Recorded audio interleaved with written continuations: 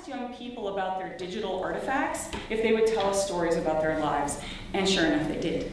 And these stories tend to be about contingency and goodwill, and there's also some things about institutions and infrastructure that will emerge out of this as well. The main thing that we did in this study was a semi-structured interview protocol where we were looking at these object biographies, and we asked young people about digital artifacts and non-digital artifacts, so mobile phones, MP3 players, wallets, and identification. Two reasons for this. There's also a belief generally that homeless people have a hard time keeping a hold of their possessions, so we wanted to see if that was so. And then also, these are things that are of similar size and routinely kept on a person's body. And so we thought there might be some similarities between these things. And when we did our data analysis here, we didn't even do thematic coding of this. We actually wrote portraits of each of the 12 people in the study. There were 8 young men, 8 young women. And so if people want to see an example of what that might look like in a paper, I'll refer you to look at that paper. So here's just a chart that will give an overview of the people in the study. Those are pseudonyms on the left-hand side. You can see everyone's in alphabetical order. And as I said, there's 4 young men, or 8 young men, 4 young women, and they range in age from 19 to 29. Under the iPod column, you can see what happened with the iPods. And remember, all of these young people participated in those community technology center classes, and that's why we were asking them about the iPod. It was the one that they had received for taking the class. And then, as I said, we also asked about mobile phones, so you can see some data here about mobile phones. Not only how many people had ever owned, but also how long they'd had their latest one. And mostly, you can see in that data that there's a lot of churn. So like, Al had 50 mobile phones over time. Now, he was older, right? He's 29, but it's like, what is Al doing with 50 mobile phones? And why is the last one only 2 weeks? So some of the young people told us that they basically used mobile phones like a calling card, and when they were done with the phone, because they were those little prepaid ones, they just throw it away. And people told anecdotal stories about doing that when they were approached by police officers. So sometimes police officers will actually walk up to a young person, take their phone from them, and hit the speed dial button because they're concerned the person might be in the drug trade. So they'll do that and listen to see who picks up. Some policemen are reported by homeless young people. I have no way of verifying this. We'll just do that as a way of kind of hassling young people and asking them to move on. So that's one possible explanation for why Al had so many phones. Phones are also sometimes used as payment for drug transactions, and so homeless young people will have a whole backpack full of phones. So that could be another possible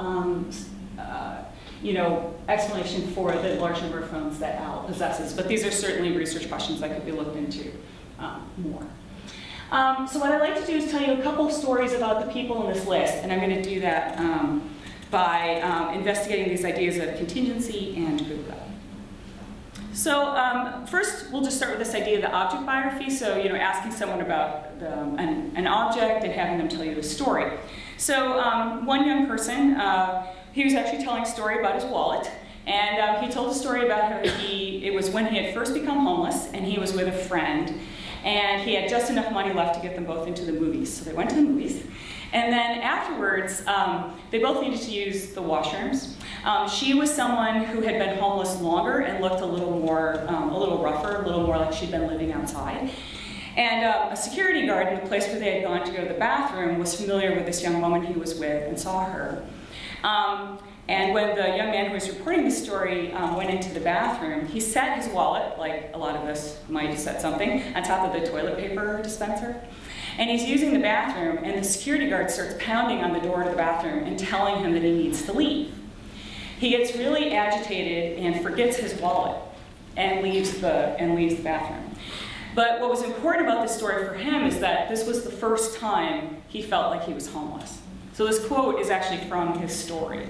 So by asking about a wallet, the story that was told was actually the story of the first time this young man realized that other people were going to see him as a homeless person. So we were impressed by the potential power of this technique. And then people also talked about how digital items might be contingent based on immediate needs. And so one young woman who we interviewed said that she didn't believe that anyone who had participated in the Community Technology Center classes would still have the iPod that they had earned. And she said it was because when you're homeless, you'd rather have the money than the valuable thing. So she figured that everybody else, she had actually kept her iPod, but she figured that everyone else who had participated in the classes had sold theirs, because being homeless, they would rather have money than a music player. We also learned some things about institutions. Oh, sorry about that, that must be the Mac. The Mac is messing with the font. We also learned some things about institutions and whether or not young people feel comfortable going places to get online. And so this was one young man who said, I don't really like going places to use computers. And he actually said that he felt like he was being surveilled. So he said, I don't like having cameras looking at me from 9 different ways, like you're already in jail or something. And I was quite impressed by the strength of his statement. And in my dissertation research, which is a study with 100 homeless young people in Vancouver and 100 in Seattle, I explicitly asked young people about their engagement with libraries. And it turns out, fortunately, that this young man is in the minority. So I worked with over 200 homeless young people in my study, and 160 of them reported that they regularly go to the public library. And 140 people, so 70%, said that they go to the library to use the internet.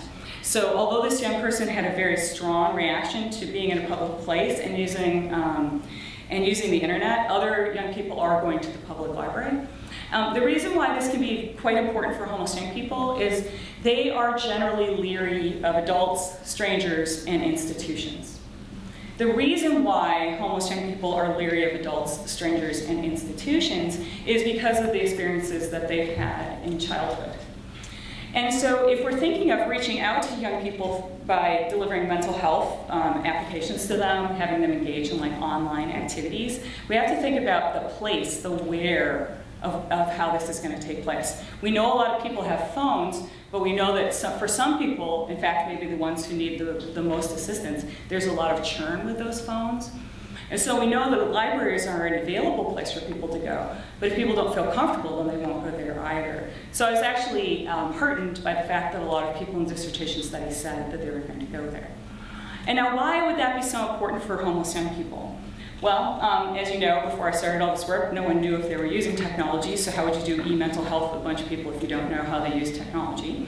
But also, too, Les Whitbeck, in the very important Midwest longitudinal study, which is a study of mental health and homeless young people that went on for over 10 years, saw that homeless young people actually have an immense number of precursors to mental illness. So PTSD, bipolar disorder, borderline personality disorder, anxiety, depression are all very, very prevalent in homeless young people, and actually more prevalent than they are among people their age who are not homeless.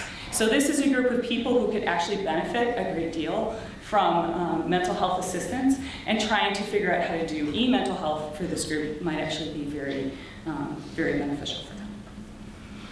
There's also these issues around infrastructure. So to David's point, if everyone's got this digital thing in their pocket, they're going to have to plug it in sometimes and charge it. But if you're homeless young people, where do you do that? And so Jazz told us this story. She says, I'm homeless. People are very stingy with their electric. And the question that we had asked her is, where do you charge your phone? Or do you ever have trouble getting electricity? And she said, absolutely, because she wasn't someone who was, because of the way she dressed, and partly because of her behavior, wasn't welcome in a lot of public places. So she would tend to plug in at outlets on the outsides of buildings. And she was always plugging into, actually, this outlet on the outside of this building. And the people who owned the building had asked her to leave several times. And the next time she came back, they had bought one of these covers, and they had placed that padlock on the outlet. And you can see how shiny it is. Like, this had just happened.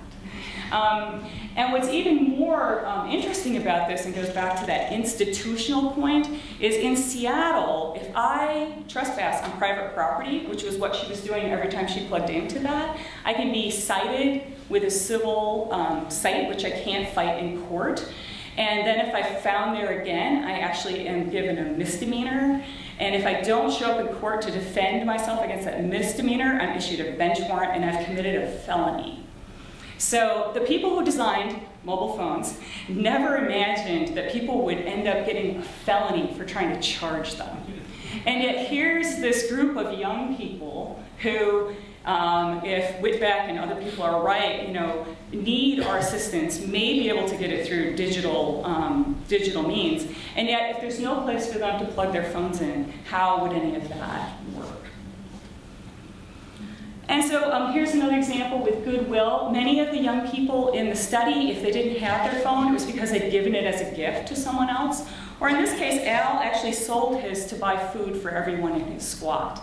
And he was really, really sad that he had to sell his phone. And he's someone who's quite serious, so this was not a simple decision for him to make.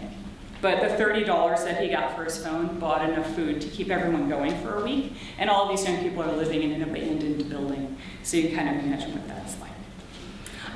Another young person had just gotten out of jail, and his friend, he had participated in the class and had actually sold his phone for alcohol.